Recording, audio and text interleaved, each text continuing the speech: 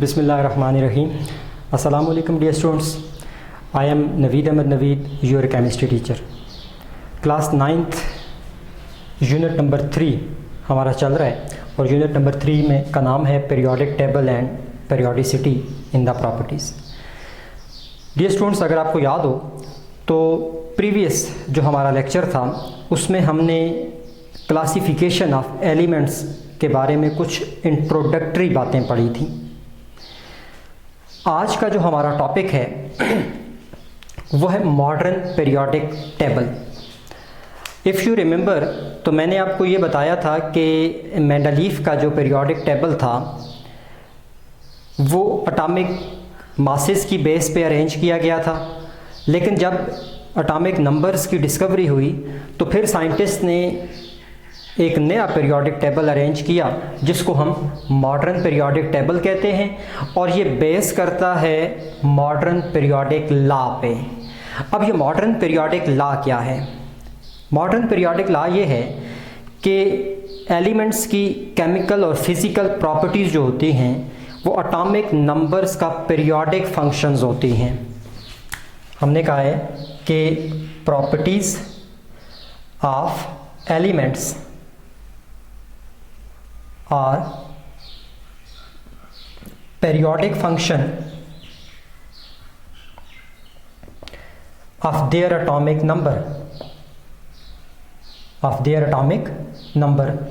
कि एलिमेंट्स की जो प्रॉपर्टीज़ हैं वो उनके एटॉमिक नंबर का पीरियोडिक फंक्शन होती हैं। अब पीरियोडिक फंक्शन का मतलब क्या है? पीरियोडिक फंक्शन का मतलब ये होता है कि after specific interval properties repeat होती हैं।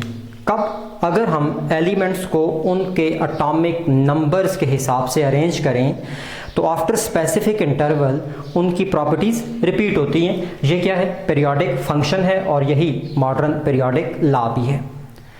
डियर स्टूडेंट्स, इस लॉ की बुनियाद पे जो टेबल एलिमेंट्स का डिज़ाइन किया गया उसको कहा जाता है मॉडर्न पीरियोडिक टेबल। और मॉडर्न पीरियोडिक टेबल जो है इसके दो हिस्से हैं। एक इसके वर्टिकल कॉलम्स हैं जिनको ग्रुप्स कहा जाता है, और एक इसकी हॉरिजेंटल रोज हैं जिनको पीरियड्स कहा जाता है। डियर स्टूडेंट, देखें, आपके पास कोई भी चीज़ है तो टेबल ये होता है। इस टेबल में ये हैं जी वर्टिकल कॉलम्स और ये हैं हॉरिजेंटल रोज। तो मॉडर्न पीरियोडिक टेबल में ये जो वर्टिकल कॉलम्स हैं इनको क्या कहा जाता है? ग्रुप्स। और जो ये हॉरिजेंटल रोज हैं इनको क्या कहा जाता है? पीरियड्स। अब हम पीरियड्स और ग्रुप्स दोनों को डिस्कस करेंगे। पहले हम बढ़ते हैं पीरियड्स की तरफ। डियर स्टूडेंट, याद रखिएगा पीरियोडिक टेबल के अंदर टोटल 7 पीरियड्स हैं जिनको 1, 2 एंड अप टू 7 लिखा जाता है। अब पीरियड्स जो हमें एलिमेंट्स के बारे में सबसे बड़ी इंफॉर्मेशन देता है वो ये है कि किसी भी एलिमेंट का जो पीरियड नंबर होता है वो उसके नंबर ऑफ शेल्स को रिप्रेजेंट करता है। मतलब अगर किसी एलिमेंट का पीरियड नंबर 2 है तो उसमें टोटल शेल्स की तादाद कितनी होगी? 2 होगी। सिमिलरली अगर किसी एलिमेंट का पीरियड नंबर 5 है तो उसमें शेल्स की तादाद कितनी होगी? 5 होगी। यानी किसी एलिमेंट का जो पीरियड नंबर होता है this is equal to number of electronic shells. ये हमें सबसे पहली और सबसे बड़ी इंफॉर्मेशन मिलेगी पीरियड से। अब हम आएंगे 1 to 7 जो पीरियड्स हैं इनको ज़रा डिस्कस कर लेते हैं कि इनमें कौन कौन से एलिमेंट्स पाए जाते हैं। डियर स्टूडेंट्स, फर्स्ट पीरियड है जिसको हम शॉर्टेस्ट पीरियड कहते हैं, यानी सबसे छोटा पीरियड है। और सबसे छोटा इसलिए कि इट कंटेन्स ओनली 2 एलिमेंट्स। इसमें सिर्फ 2 एलिमेंट्स हैं, एक हाइड्रोजन और दूसरा हीलियम। तो सिर्फ 2 एलिमेंट्स की मौजूदगी की वजह से this is called as shortest period. First period is called as shortest period of the periodic table. इसके बाद हमारे पास है सेकेंड और थर्ड पीरियड। सेकेंड और थर्ड पीरियड जो हैं ये दोनों कोलेक्टिवली जो है वो शॉर्ट पीरियड्स कहलाते हैं। कोलेक्टिवली ये दोनों क्या कहलाते हैं? शॉर्ट पीरियड्स कहलाते हैं। और इन दोनों में 8 एलिमेंट्स मौजूद हैं। सेकेंड पीरियड में भी 8 एलिमेंट हैं और थर्ड में भी 8 एलिमेंट्स हैं। और ये जो 8 एलिमेंट्स दोनों में पाए जाते हैं, इनको रिप्रेजेंटेटिव एलिमेंट्स या फिर नॉर्मल एलिमेंट्स कहा जाता है। सेकेंड और थर्ड में जो 8 एलिमेंट्स पाए जा रहे हैं इनको क्या कहते हैं, रिप्रेजेंटेटिव एलिमेंट्स या फिर नॉर्मल एलिमेंट्स, और पीरियड जो है वो क्या कहलाते हैं, शॉर्ट पीरियड्स। इसके बाद है फोर्थ और फिफ्थ पीरियड। फोर्थ और फिफ्थ पीरियड जो है these are called as long period of the periodic table. These are called as long period of the periodic table.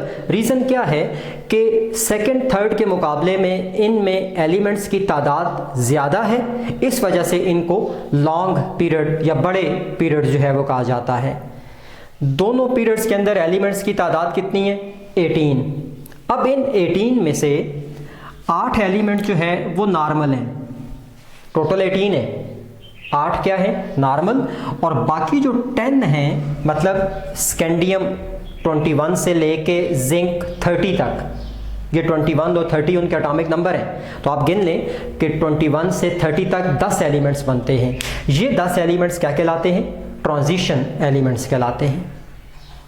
इसी तरह से अगर हम फिफ्थ पीरियड की बात करें तो fifth period also contain 18 elements, और इन 18 में से भी 8 नॉर्मल एंड 10 ट्रांजिशन, और यहाँ जो 10 ट्रांजिशन है वो है यूट्रियम, वाई यूट्रियम 39 से कैडमियम 48 तक, ये 10 एलिमेंट्स हैं जो कि ट्रांजिशन एलिमेंट्स कहलाते हैं।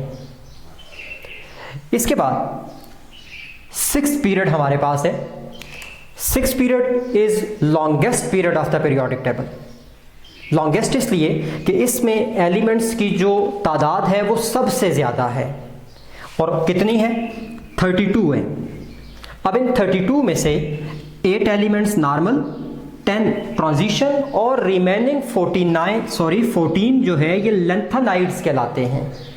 जो लेंथेनाइड ये पीरियोडिक टेबल के बॉटम पे अलग रखे गए हैं। और सिमिलरली सेवंथ पीरियड जो है वो क्या है, इनकम्प्लीट है। इसमें नॉर्मल एलिमेंट सिर्फ 2 हैं, ट्रांजिशन 10 हैं, और 14 क्या है, एक्टिनाइड्स कहलाते हैं। तो डियर स्टूडेंट, ये हमारे पास आज का टॉपिक था। आपकी जो होम असाइनमेंट है वो ये है कि right lanthanide and actinide. Lanthanide और एक्टिनाइड जो हैं इनके आपने क्या लिखने हैं, सिंबल्स जो है वो लिखने हैं। ठीक है student, thank you so much, अल्लाह हाफिज़।